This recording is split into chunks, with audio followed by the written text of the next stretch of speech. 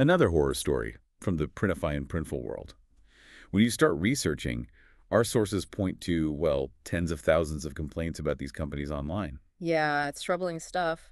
And some suggest violations of consumer protection laws, the ones put in place to protect American citizens. Mm. So today we're taking a deep dive into these troubling experiences creators are having with print on demand, specifically Printify. We're drawing from this source, the silent partner, a creator's Printify ordeal. Right. And this story really centers on Diana Cruz. She's an experienced Etsy seller, has her own shop, Cruz & Co. Okay. And she needed a partner, someone like Printify, to handle the fulfillment side for her custom tote bags. She was focused on quality, actually, not just speed. Makes sense. And that initial promise from Printify, upload, sync, fulfill, grow. I mean, that sounds perfect for a small business trying to scale up, doesn't it? Totally. And, at first it actually seemed like it was working out. Diana got a sample tote, one that said, "Carry joy with you." And the quality was good. Yeah, our source mentions it specifically. Beautiful stitching, smooth cotton, print looked clean. Really Yeah. positive feedback. Okay, so if the product itself passed the test, Hmm. where did things go wrong? What was the actual problem? Well, that's the key thing, isn't it? The source says the issue wasn't the product, it was the process. Ah, the process. Okay. Diana ran into this glitch on Printify's dashboard. Yeah. It created a duplicate product listing. Oh, that's not good. What did that affect? Well, think about it. It messes up inventory counts, maybe shows wrong prices. It could make her products look out of stock when they weren't. Directly hits her sales, her reputation. Right, that's maddening for a seller. So, how did she try to fix it? Did she reach out to support? Oh, she definitely tried. Submitted multiple tickets, the source says, a chain of 5 messages over 2 whole weeks. Hmm. Just waiting days for any kind of reply. 5 tickets. Wow. And what did she get back after all that? Eventually, a single generic email just contained a link to a Help Center article Yeah. about product mockups. Completely irrelevant.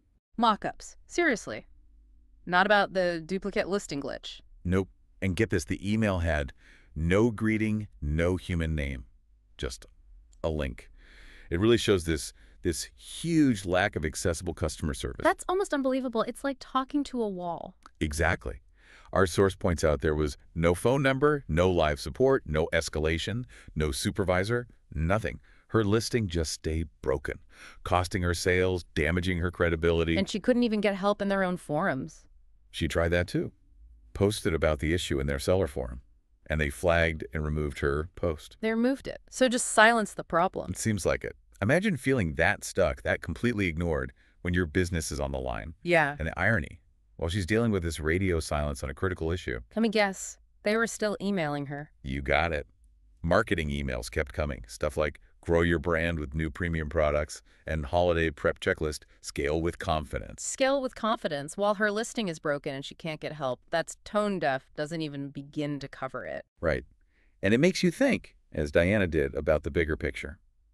If Printify couldn't or wouldn't handle a simple dashboard glitch, Yeah, what happens with the really serious stuff? Lost packages, orders printed completely wrong, chargebacks. You need a partner you can actually talk to. exactly.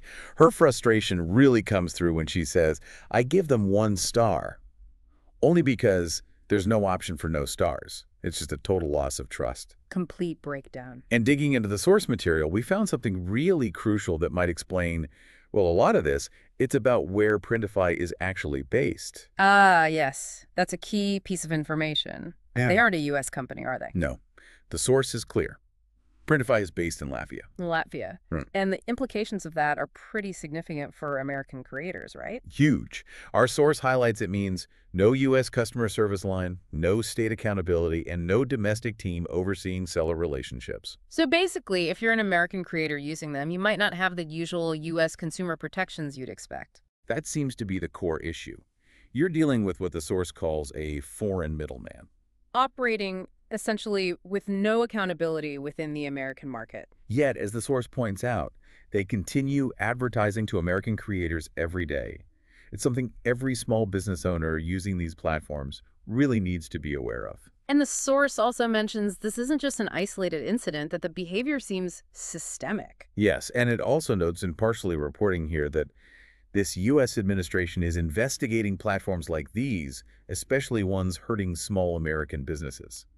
So there's some level of official scrutiny happening. Which is important context. It really highlights the challenges small businesses face when they rely on these big, often international platforms where accountability can be Murky, murky. definitely. And it leaves you with a critical thought, doesn't it? Your business's protection, your legal options, might really depend on where your fulfillment partner is physically located.